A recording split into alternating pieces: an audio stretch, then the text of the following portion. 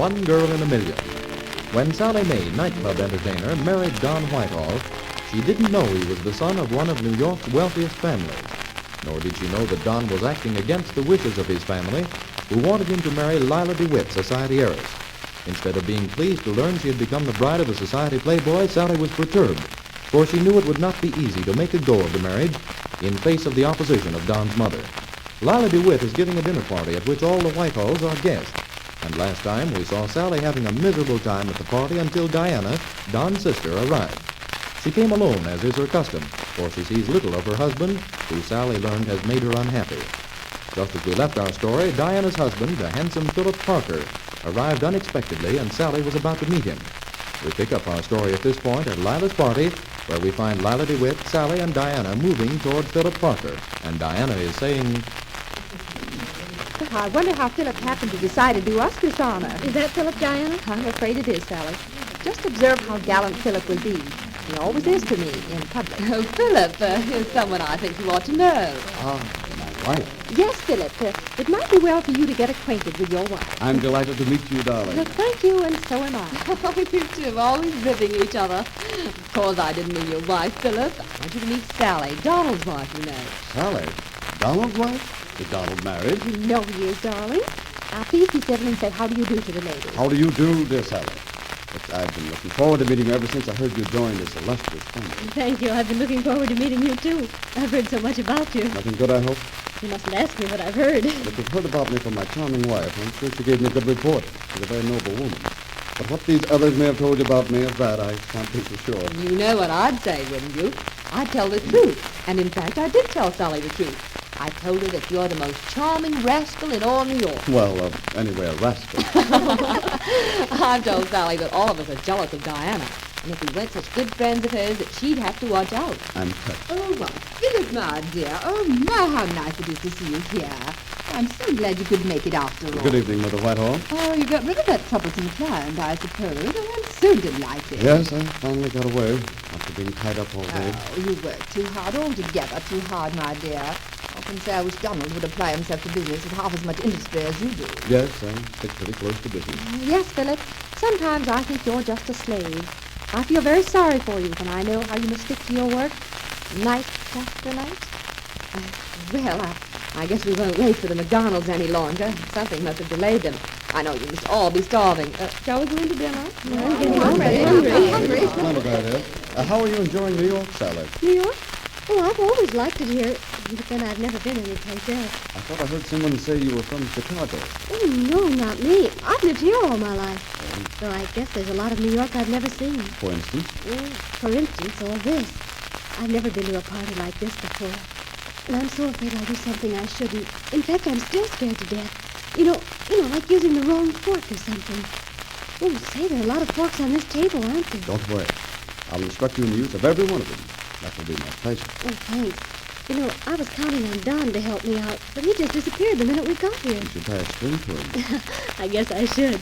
Oh, there he is now, way over there. Let's leave him over there, shall we? I think you can all find your places, can't you? I guess I'll go over and sit by Don. Oh, no, you can't do that. Here's your place, right here. You're the guest of honor, Sally, and your place is right here. And Philip is right next to you. You see, it's 2 against 1. You can't possibly sit with Don. Oh, I see. Well, you might register a little enthusiasm. What is, I see, to be taken to mean? That if it must be so, it must be endured, or that you're greatly disappointed, or that you simply don't want to sit near me. Oh, none of those things, of course. I think it's swell I can sit here and be the guest of honor. I think it's swell. So Sally's delighted, you see, that she occupies the place of honor. Oh, yeah, I mean, I'm delighted. That's better. Philip means that any woman would be delighted to be seated near him. Oh, Diana, dear, have you found your place? Yeah. I believe it's down there somewhere. I tried to put you next to a perfectly fascinating man. You'll just adore him. He's been on the London stage, and he's very, very British. Oh, thank you, Lila. I can see I shall certainly adore him. Oh, you found your place, Mrs. Whitehall. Oh, here it is. Oh, well, I'm more fortunate indeed. Last week I attended a dinner, and on one side of me was a deaf gentleman who could talk about nothing but his asthma, and on the other side a terrible creature who couldn't talk at all. A dinner party is like life. You never know where you'll be seated. Oh, Philip, you're so clever. Always speaking in epigrams. Shall we be seated? Yes, I'd like to see this. I hear you're planning to go to London again soon, Lila. Well, I'm thinking about it very seriously, Philip. I'm afraid things are going to be rather strenuous here this year, and I'd like to get away from it all. At least if you stay, you won't be bored. Oh, I don't know what I will do. I may decide to stay after all, and on the other hand, I may take a boat any day. I'm like that, you know. I see. Can't make up your mind. Well, at least I can't about traveling. But you can about something. I usually know what I want. And I might say, get what you want. Usually, yes. Oh, but Sally, what have you been doing for amusement? How's your golf, my dear? Oh, I haven't been out since that one day, Lila. I'm afraid I'll never be any good. Oh, I'm sure you will be. It takes practice, that's all. I'm surprised that you haven't taken it up long ago. You must have had lots of time during the day when you were working in the nightclub. Oh, yes, I did. But I used to sleep till 11 o'clock. Oh, but that gave you your afternoons, didn't it? Well, there were always things to do, new routines to learn, and singing lessons. I was coming along fine with my singing lessons. What's this? Have we an entertainer in our midst? Oh, didn't you know, Philip? Sally used to work in a nightclub. Really? Well, I think anyone who can do a thing like that is very clever. If I had to go out and earn my living, I probably couldn't earn enough for silk stockings because I can't do anything. And I think some of the rest of us would be in the same boat. Oh, you know, I've always been fascinated by show people. That is, people in what you call show business. Isn't that the term that you use, Sally? Yes, that's what they say, show business. That means nightclubs and stage, radio and the movies. Even carnivals, I take it, and burlesque? Sure. Well, of course, all those things are very similar. It must be extremely interesting work. It is interesting, Lila, and it is work. That's something you wouldn't know anything about. Tell us what the nightclub people are like. Aren't they perfectly awful? How'd you ever put up with them? Anybody in the nightclub business I've ever met was okay. The men were gentlemen and the women were perfect ladies, which is more than I can say for some I've met in other places. Have a radish, Lila. Oh, Mrs. Whitehall, I must tell you about what's happening to Cleo Morgan. Cleo is the most dreadful thing. Say, you know how to pull your punches. Was I terrible? Not at all. Well, I'm not ashamed of the fact I worked in a nightclub, but Lila was talking about it as though I ought to be. Did you get the way she wanted to yell it to the whole room? I did miss a trick. I sure don't want to disgrace Don. I want to act like a lady at all times. But I think you gotta stick up for your rights, don't you? Oh, I certainly do. You discourage Lila for the time being, at least. But watch out. She'll be back soon. With a new crack? Well, I guess you could call it that. There isn't anything to be ashamed of working in show business. Some of the squarest shooters I ever met I've met in show business. And nightclubs are often a good way to start. I was working up and hoping to get into musical comedy. That's always been my real ambition. Am I using the right fork? You are. Of course, I'd have to give up all ideas of a career now. You can't have a career and be married, too. At least, married the way I am. I'm kind of sorry about that, too, because I didn't mean it to be like this. You didn't want to give up your career then? No. In fact, when I was getting married, I didn't think I'd have to. Well, surely you must have known the bride of a Whitehall could hardly go on appearing in a nightclub. Or didn't you? Well, I didn't know I was marrying a Whitehall when I married Don. Well, who did you think you were marrying? Santa Claus? Oh, it all sounds crazy, but he told me he was poor. It all happened so sudden. If I'd stopped to think at all, I guess I thought while he was running his lunch wagon, I could go on with my career. And then you found out who he really was. Yeah, after we were married. Of course, then I knew that going on in the club was no dice for me. So here I am. Not sorry. Well, no. I guess that means you are, a little bit. Well, I guess I'd never be really sorry I married Don. You're in love. I can tell. Well, if I hadn't been so much in love, I couldn't have been so foolish. Well, but that's the way love is, I guess. It makes you crazy.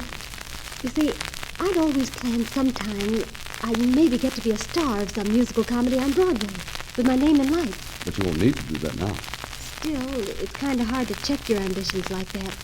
Until I met Don, they meant everything to me. Well, there'd be no sense in going on with your work. Besides, it'd take years to get to the top. Oh, I always knew that, but I didn't mind. I don't mind so much now, but I guess we could be perfectly happy if Don would only be serious. Serious? Why do you want him serious? You know Don? Of course. Well, then you know how he's always kidding, always acting. Pretend he's acting in a play or something like that. He's always saying, curses, I'm foiled again. Don't I know? That's what I mean. And it's fun once in a while, but he's never serious. He won't be serious about his work even.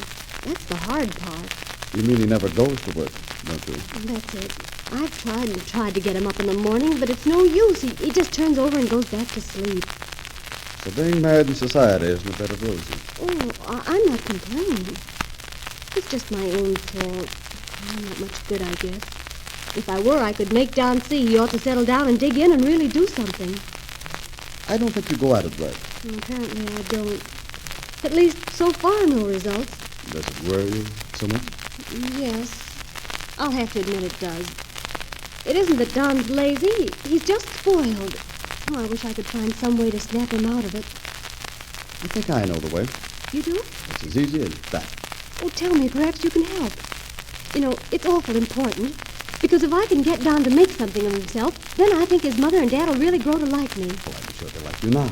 They think I wanted Don only for his money. Well, I don't blame them. I don't wonder they think that. Look here.